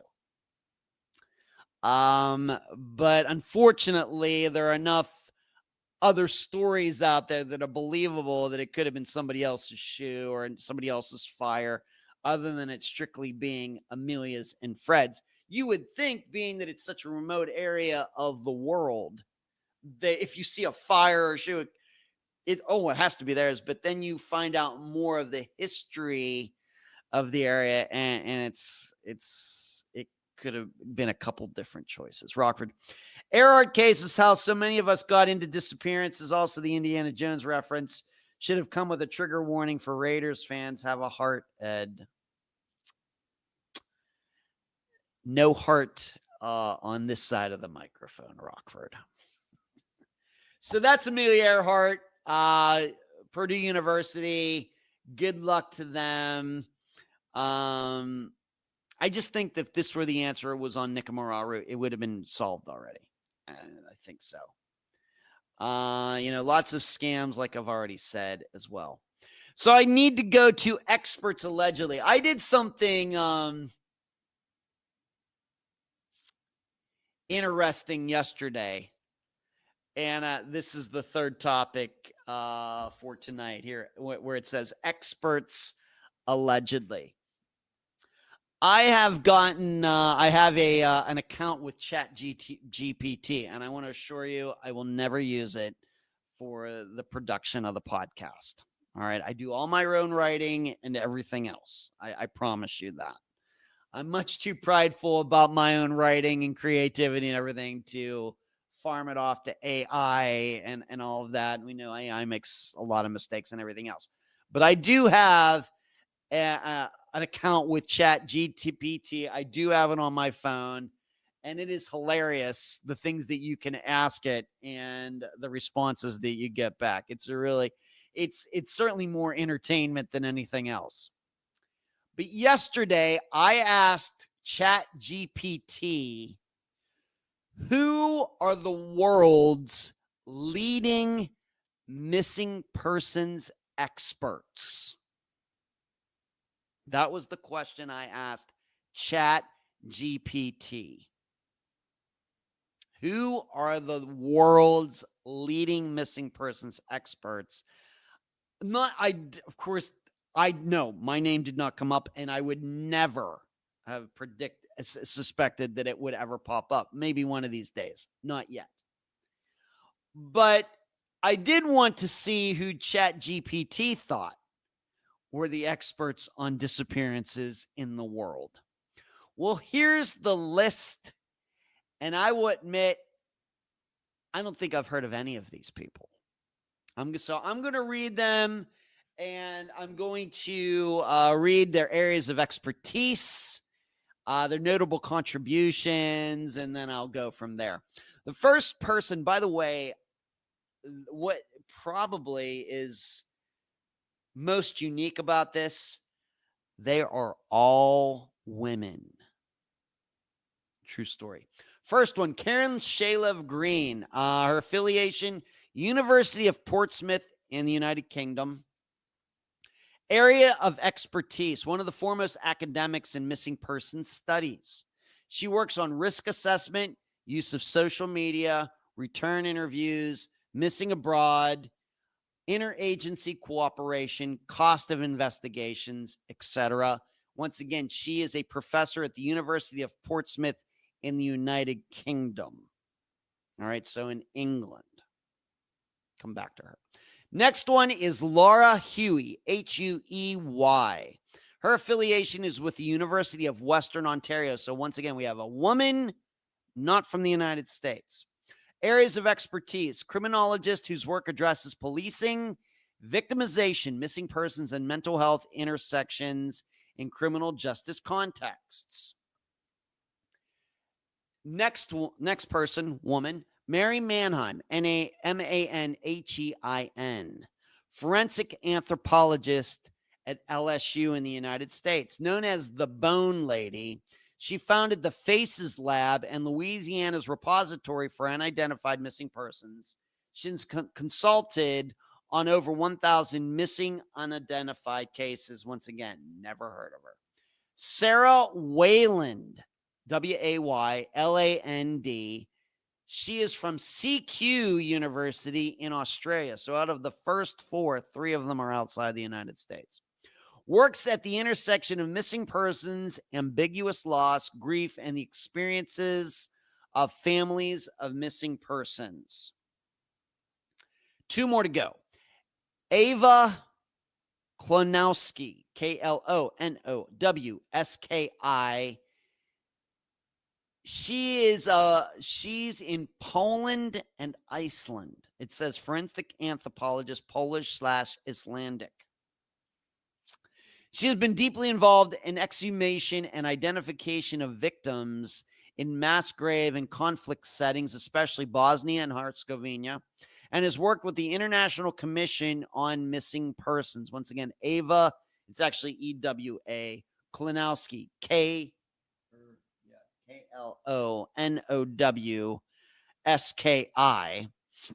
And the last one is Leslie Eisenberg, Eisenberg.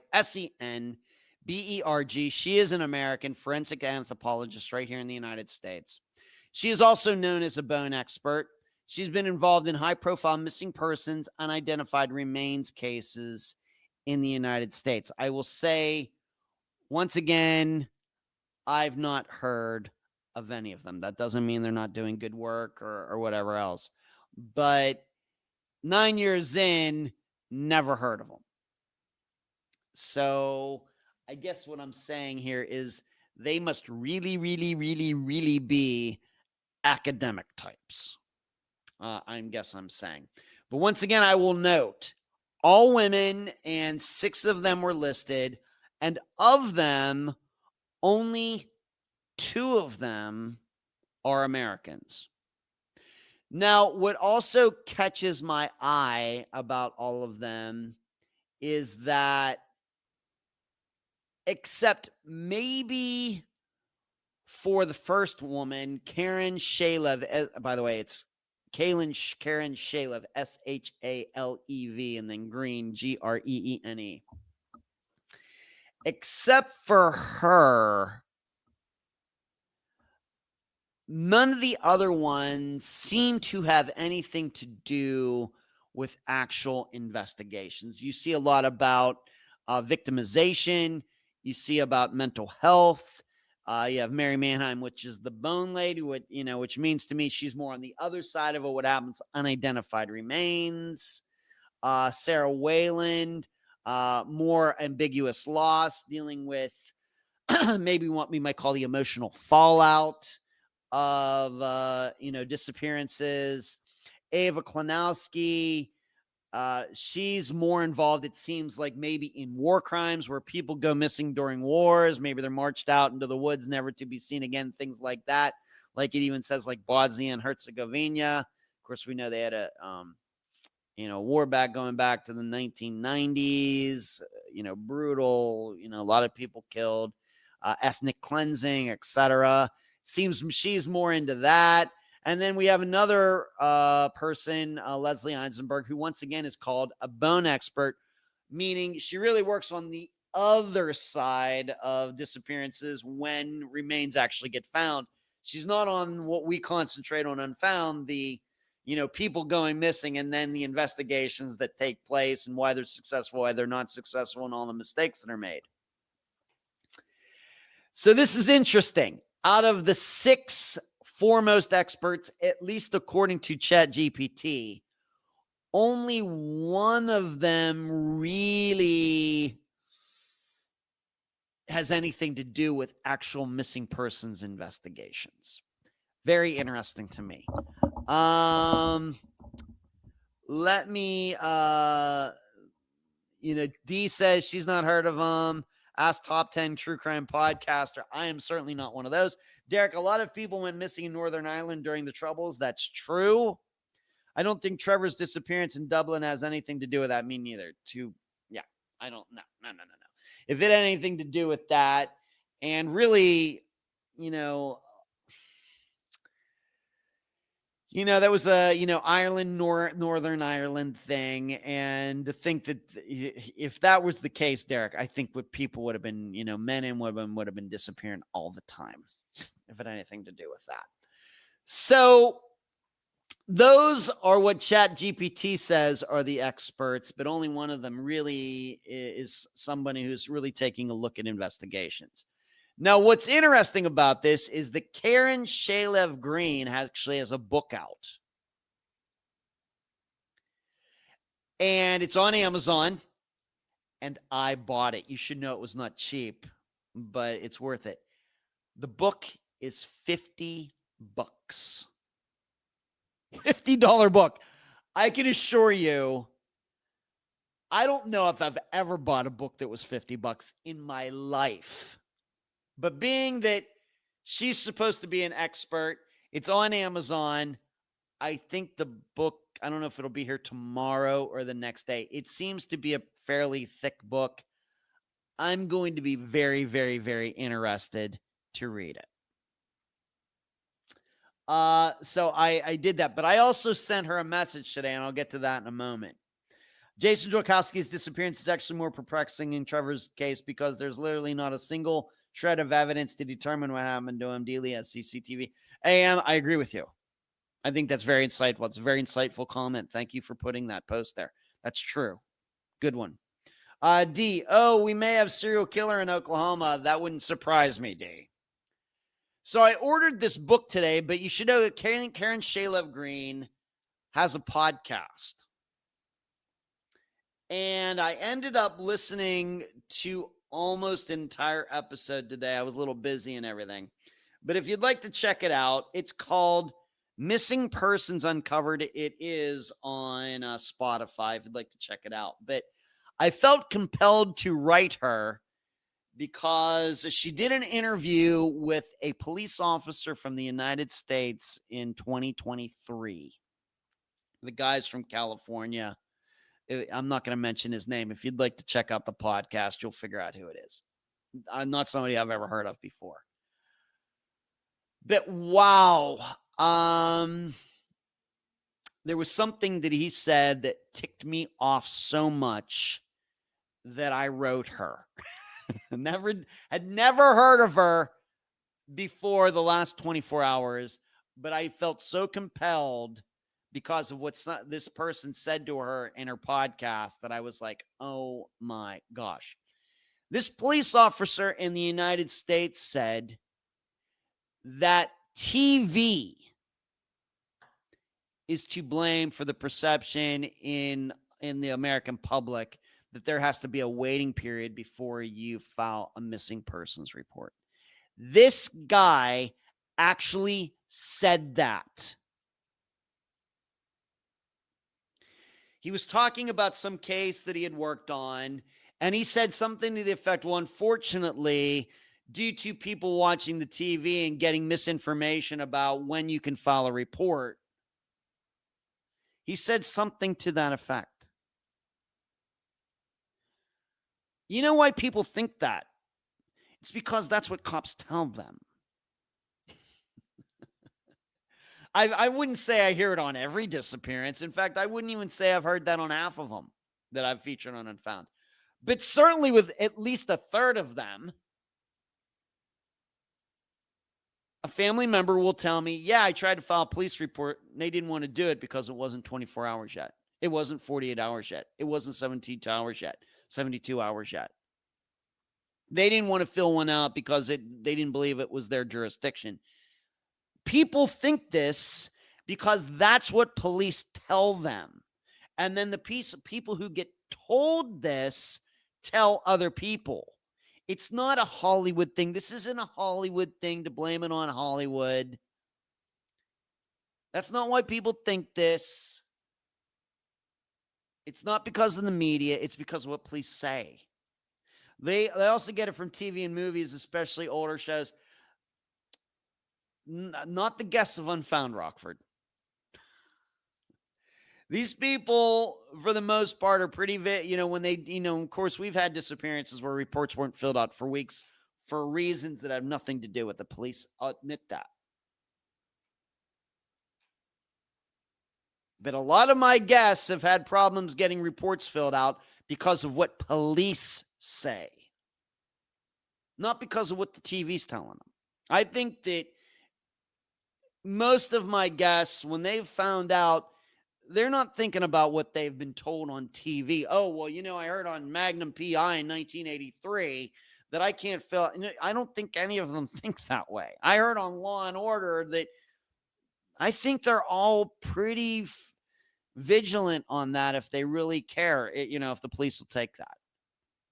I don't think that the Hollywood stuff affects them when it actually, when it does, when you become, in the middle of it, when a missing person you care about goes missing. I just don't think that what says on the TV matters much. I was shocked that guy said that. I was shocked because that flies in the face of everything that I've experienced the last 9 years. And I wrote her and told her I was not mad at her.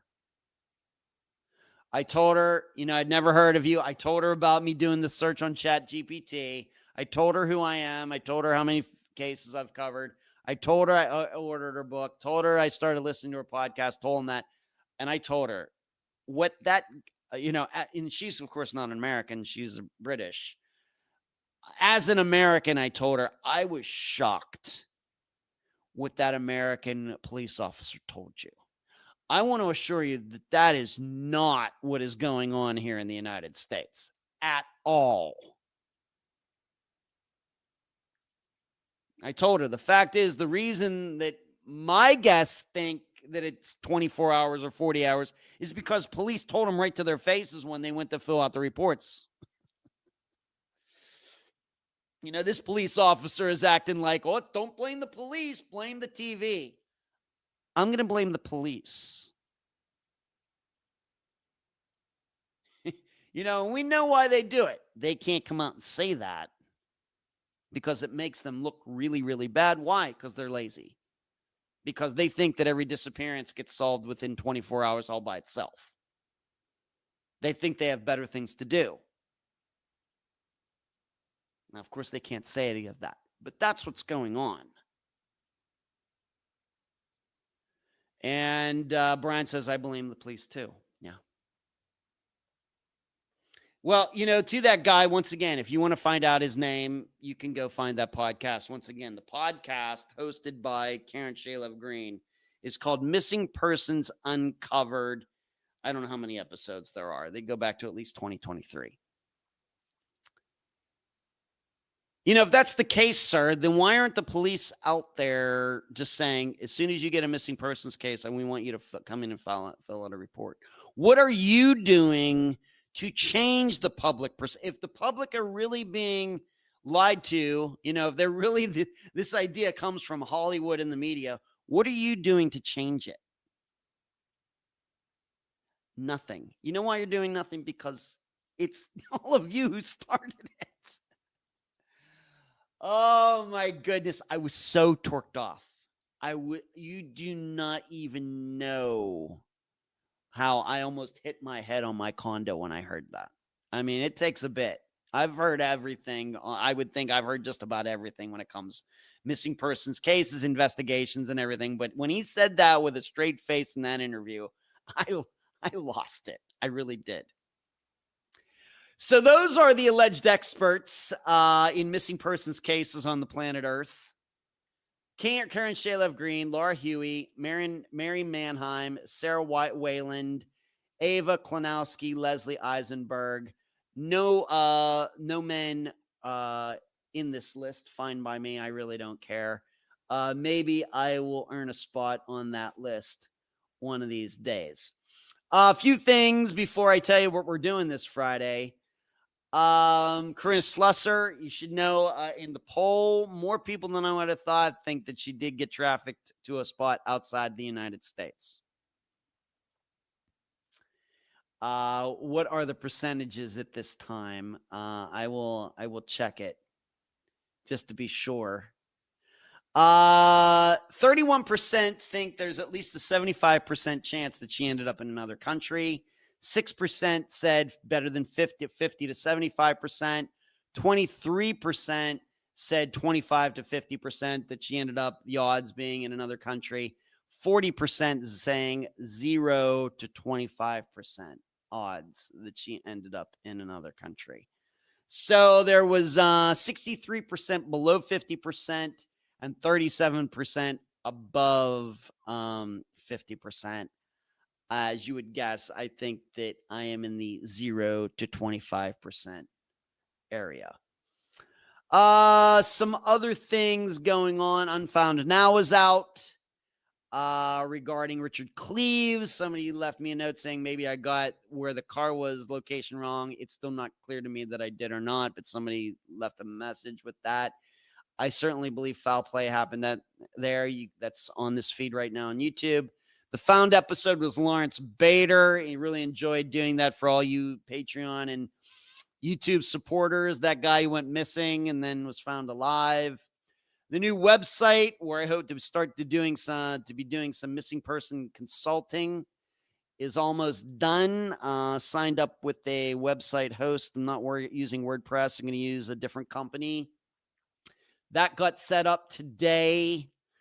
Also had a talk with A&E today, a writer for A&E from I guess they have a new website, and they're going to be doing articles on people within the true crime community. That's why they wanted to talk to me. So I talked to one of their people for over an hour today. We had a really good talk. She asked me all sorts of questions about different disappearances and things. So I guess at some point I'm going to be profiled on the new A&E website. Who would have thunk it? And that is about it. So what are we doing this Friday? I'm switching it up this Friday. You're gonna publish something that has not been done before. Gonna be a little bit of a surprise. It will not be not changing the format of the podcast by any means, but I got this idea from a friend of the podcast, Joey Cowley, of course, from the Consult podcast. And I talked to her about this. I don't want to ruin it, but she knows that I do this. And she goes, well, you should maybe, do something with it. And, and I've been doing this kind of production for a while. So you're going to hear one of those types of episodes this Friday for the first time. Now, for all of you Patreon supporters, hint, hint, wink, wink, nudge, nudge, it will not be new. But for everybody else, it is going to be new. And it'll be interesting, the response to it. I haven't picked out the actual one that I'm going to publish, but it does have to do with disappearances, be assured. So that'll be a little surprise for all of you on Friday. I am working on some Disappearance. I have a call I need to make tomorrow about a disappearance from Ohio. Some father of a missing woman who I've not talked to in a long time. He's never appeared on Unfound yet. Maybe we can make that happen. Working on some other things. Still very, very busy, as you can tell. So that's all I got for tonight. We did Trevor Deely, Amelia Earhart, experts, allegedly. And I got to some other things as well. That's all I have for you tonight. Thank you all for all tuning in, even though the Kansas City Chiefs were on tonight. And you'll hear me this Friday for a little bit different kind of Unfound episode. Keep your heads on swivels out there. Do not be a victim. Do not end up on my podcast. Charlie, say hi to those working sons of yours. And we'll do this all again next Monday night. See ya.